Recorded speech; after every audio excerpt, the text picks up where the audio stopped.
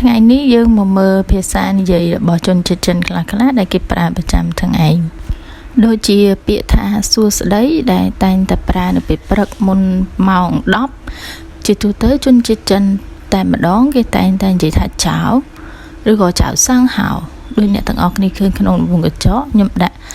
សាំងហៅក្នុងវងកញ្ចក់ដោយសារតែពេលខ្លះគេនិយាយថាចៅសួស្តីដូចគ្នាតែប្រើនៅពេលថ្ងៃឬក៏ពេលល្ងាចគេតែងតែនិយាយថានីហៅហើយយើងឆ្លើយទៅវិញក៏នីហៅដូចគ្នាដូចជាពាក្យសួរថាតើអ្នកហូបបាយហើយឬនៅវាអាចនិយាយថានីឈើហ្វានលម៉ាឬក៏ឈើហ្វានលម៉ានៅពេលដែលយើងនិយាយសន្ទនាជាមួយអ្នកណាពួកជនជាតិដើមហ្មងគេតែងតែនិយាយលាក់ពាក្យនេះនឹងចៅគេនិយាយតែឈើហ្វានលម៉ាហើយចំពោះចម្លើយវិញបើសិនជាយើងញ៉ាំបាយហើយយើងអាចនិយាយថា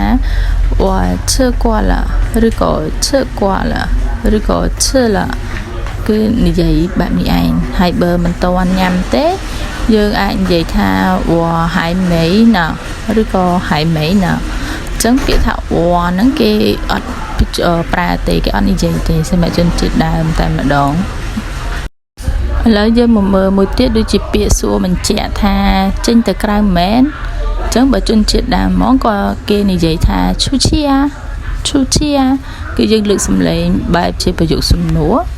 ហើយមួយទៀតដូចជាទៅធ្វើការមែនអញ្ចឹងយើងក៏លើកសំឡេងដូចគ្នាថាសាំងប៉ាណាហើយចម្លើយវិញគឺឆ្លើយដូចយើងជនជាតិខ្មែរអញ្ចឹងគឺយើងឆ្លើយថាចំពោះការសួរសុខទុក្ខគ្នាសួរថាតើអ្នកសុខសប្បាយទេយើងជាទូទៅយើងតែងតែគិតថាគេនិយាយថានេះហៅម៉ាតែជាក់ស្ដែងសម្រាប់ជនជាតិដើមគឺយើងកម្រឮគេនិយាយឬក៏គេប្រើពាក្យនឹងណាអញ្ចឹងតើជនជាតិដើមតែម្ដងពេលគេសួរសុខទុក្ខគ្នាសួរចង់ដឹងថាអ្នកសុខសប្បាយអត់តើគេប្រើពាក្យមិនវិញគឺគេប្រើថាបើសិនជាយើងទៅតែជួបគ្នាអាសាជួបគ្នាទៅយើងចង់សួរសុខទុក្ខគ្នាអញ្ចឹងយើងអាចសួរថា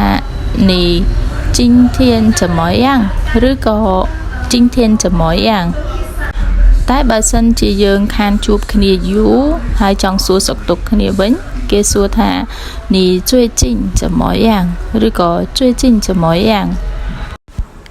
សម្រាប់ចម្លើយវិញដែលយើងតែងតែបួកគ្នាឆ្លើយថាហិនហៅសៀសៀនេះណាតែជាក់ស្ដែងសម្រាប់ជនជាតិចិនផ្ទាល់គឺគេមិនសូវប្រើទេអញ្ចឹងយើងទៅមើលថាតើគេឆ្លើយនឹងសំណួរហ្នឹងដោយរបៀបណាវិញការឆ្លើយនឹងសំណួរសួរថាអ្នកសុខសប្បាយទេគេឆ្លើយថាដូចជាហើយហៅហ្នឹងបានន័យថាល្អឬក៏ហើយខើអ៊ីបានន័យថាធម្មតាឬក៏ពូជក់ក៏បានន័យថាល្អដែរឬក៏ពូជាមួយយ៉ាងអាហ្នឹងគឺបានន័យថាវាមិនជាល្អប្រហែលទេឬក៏ថាខ្ញុំវ៉ាហិនម៉ាងឬក៏ហិនម៉ាងបានន័យថារវល់ណាស់ឥឡូវនោះខ្ញុំមករយៈនឹងរវល់ណាស់ហើយឬក៏មួយទៀតវ៉ាហិនលេឬក៏ហិនលេបានន័យថាមករយៈហ្នឹងគឺគេហត់ខ្លាំងណាស់អញ្ចឹងសម្រាប់ជនជាតិចិនផ្ទាល់ការឆ្លើយនឹងសំណួរសួរសុខទុក្ខគឺគេឆ្លើយបែបទាំងអស់នេះឯងចា៎នេះគ្រាន់តែជាការបង្ហាញខ្លះៗនៃភាសានិយាយរបស់ជនជាតិចិនផ្ទាល់អរគុណ